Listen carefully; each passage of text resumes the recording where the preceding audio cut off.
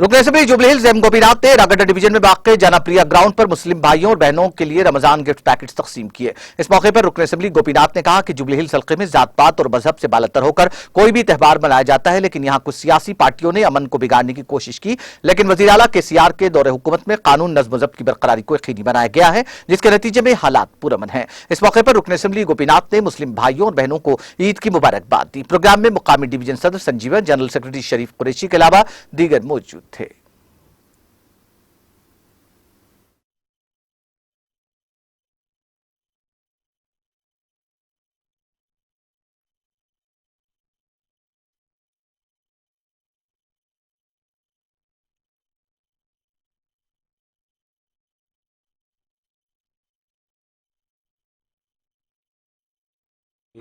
రంజాన్ గిఫ్ట్లు ఇవ్వడం జరిగింది.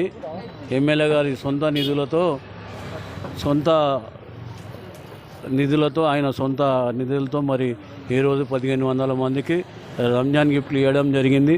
మరి ఈరోజు ఎరగడ గిఫ్ట్లు ఇచ్చుకుంటూ మరి ఎమ్మెల్యే గారు చెప్పడం కూడా జరిగింది.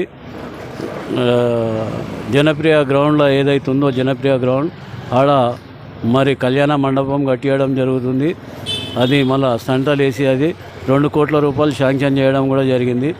ఎమ్మెల్యే గారు హిందువులు కానీ ముస్లింలు కానీ క్రిస్టియన్ కానీ అందరూ నా 2 కళ్ళ అన్నట్టు చూసి మరి ప్రతి పండుగలకు కూడా హిందూ పండుగకు, క్రిస్టియన్ పండుగకు, ముస్లిం పండుగకు గిఫ్ట్లు ఇవ్వడం జరుగుతుంది.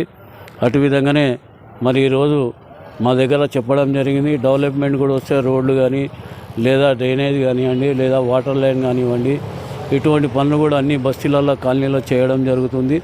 చాలా బస్తీలో చాలా కాలనీలో చాలా మటుకు 80% కంప్లీట్ కావడం జరిగింది. ఓ 20% ఉంది, అది కూడా ఈ నెల 2 నెలల్లో అయిపోతుంది. ఆ వర్కులు కూడా మరి కళ్యాణ లక్ష్మి కానీ, షాదీ ముబారక్ కానీ, తర్వాత దళిత బంధు కానీ, మళ్ళీ ఇప్పుడు ఏవైతే రేకుల ఇళ్ళు ఉన్నాయో బస్తీలలో కానీ ఇంకెక్కడన్నా కానీ ఎర్రగడ్డ డివిజన్లో మరి వాళ్ళకు కూడా 3 లక్షలు ఇప్పించడం జరుగుతుంది. అంతేకాకుండా మరి డబల్ బెడ్రూమ్ కూడా 3000 ఇండ్లు అన్నగారికి వచ్చినాయి. మరి ఇవాళ రేపట్లో ఎప్పుడు మరి డిసైడ్ చేస్తాడో అవి కూడా ఇండ్లు వస్తాయి మనలకు. నిన్ననే చెప్పడం జరిగింది మాకు అన్న ఎమ్మెల్యే గారు. మరి ఇటువంటి ఎమ్మెల్యే చూస్తాం అనుకుంటున్నాం మా డివిజన్ కాన్స్టిట్యున్సీ జూబ్లీస్ కాన్స్టిట్యున్సీలో.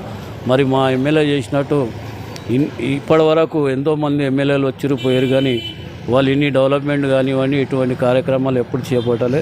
స్వాతంత్రం వచ్చినప్పటి నుంచే ఇది ఫస్ట్ టైం గిఫ్ట్లు ఇవ్వడము ఎమ్మెల్యేలు ఆయన సొంత పైసలతోని. అటు విధంగానే దళితులందరికీ ఎవరైతే ఆర్థికంగా లేరో వాళ్ళ